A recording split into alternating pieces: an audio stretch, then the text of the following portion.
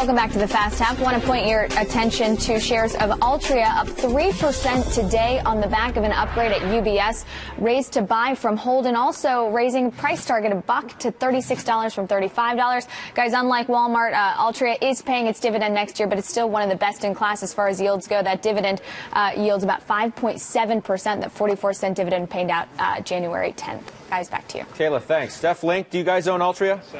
We don't. We have in the past. The stock's had a nice run, been a great performer year to date. Like Philip Morris International, a little bit better before the international growth. And then if you want yield, I think that Verizon has come down enough that on a yield-for-yield basis, that stock and the valuation is more attractive. Well, we talked to Verizon's one of the better performers today, leading the Dow to its highs of the day. Stocks are rallying for a second straight day on optimism that lawmakers in Washington will keep us from going off the fiscal cliff. So what's the best way to play the market between now and the end of the year? New Edge's Larry McDonald joins us now. Larry, welcome. It's good to see you again. Hey, Scott. Interesting note you put out today. You think the action today tells us we could have put a bottom in. Well, yeah, I had a very bullish tone in my tweet stream last week. There was a lot of capitulation on high volume among different sectors, in technology as well. Apple's a very big positive in terms of a bottoming sign. But I would look at Treasuries. The 10-year has had 28 basis points of tightening over the last several weeks, and there's only been a give back of 3 basis points this morning. So I think the one thing that you want to look for is you really want to see if this equity rally is going to continue. Treasuries should be selling off more. Yeah, if we actually get some kind of deal or at least a framework of one out of Washington, then what does it mean for the market? Well, ACG Analytics and I have been talking to clients all morning, and here's the way I would play it. I think you're going to see 5 or 6 different trades between now and the 20th of December. So I think it's really about trading expectations. Last week, Wednesday, Thursday, the expectations were so poor. Then we had a lift Friday in terms of the expectations. What's probably going to happen over the next couple of weeks is expectations of a deal get really too baked in the cake, and then we're going to have to sell that, because I think between now and the 20th of December, we're going to have 3 or 4 moments where we think there's a deal and 3 or 4 moments where we think there's not a deal. Just quickly, why is the 20th the line in the sand for you?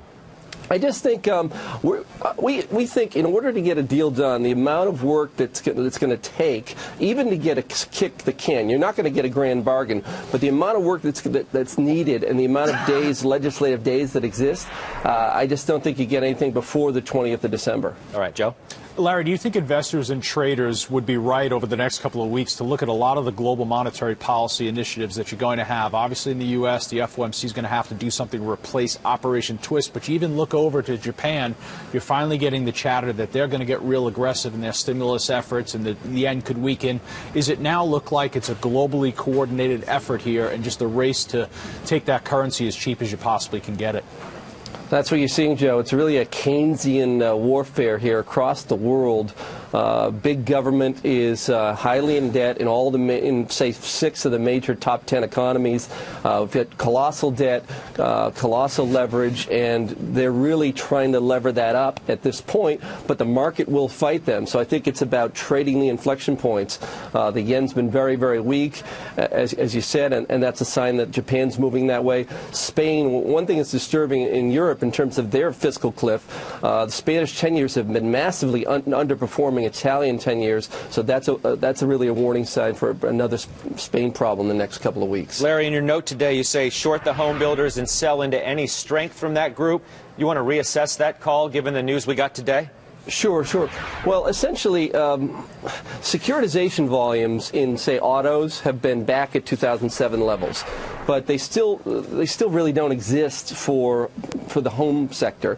And I think that, if you look at the home builder ETFs, they were up maybe 50-65% going into a couple weeks ago. I recommended a short on my website, lawrencegmcdonald.com, and here's the point. Until you get real securitization back, you're really missing a massive financing lever.